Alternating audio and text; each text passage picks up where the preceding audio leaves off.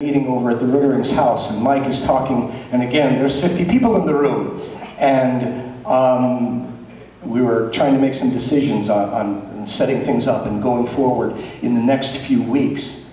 And Mike was asking and saying, Vic, are you going to step up? Are you going to do this? I'm talking to Nancy, and Nancy is going, I'm not too sure about this, and so I wasn't too sure about this either. And in the middle of the middle of this meeting that we're having, these 50 people around the room, Mike just stops and he says, hey, I just have to tell you this. There are two things that you have to build. There are two twin revelations that you have to give. One is about Joel and the other one's about Aaron. The priestly and the prophetic. And he goes into a whole discourse on this. As soon as he said Joel and Aaron, my wife, who was sitting right in front of me, it looked like she got shot with a gun. I didn't know what was going on. She just went back and fell forward and just started weeping. I didn't think this was a good thing.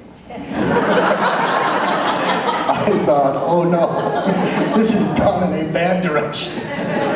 And so, at the end of the meeting, he says, Vic, are you going to do this? And I'm going, and Nancy stands up and says, yes, he is.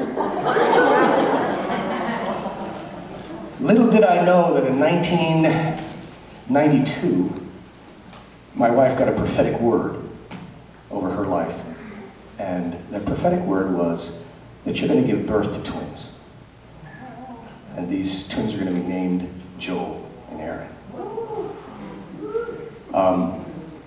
That was before my third son, Caleb, and when we got pregnant with Caleb, we thought for sure, or she thought for sure. She didn't tell me any of this. I didn't know any of this until afterwards. And so we have Caleb. It's just one boy. We knew that his name was going to be, and we were done having children at that point. Nancy wasn't too sure about that, but I was definitely sure. And so she carried this in her heart for years and years, thinking that there was disappointment, thinking that God wasn't fulfilling this word. Mike spoke that word almost offhandedly in the middle of a meeting and talked about those two names. And those two things are things that have to be birthed in the house of prayer.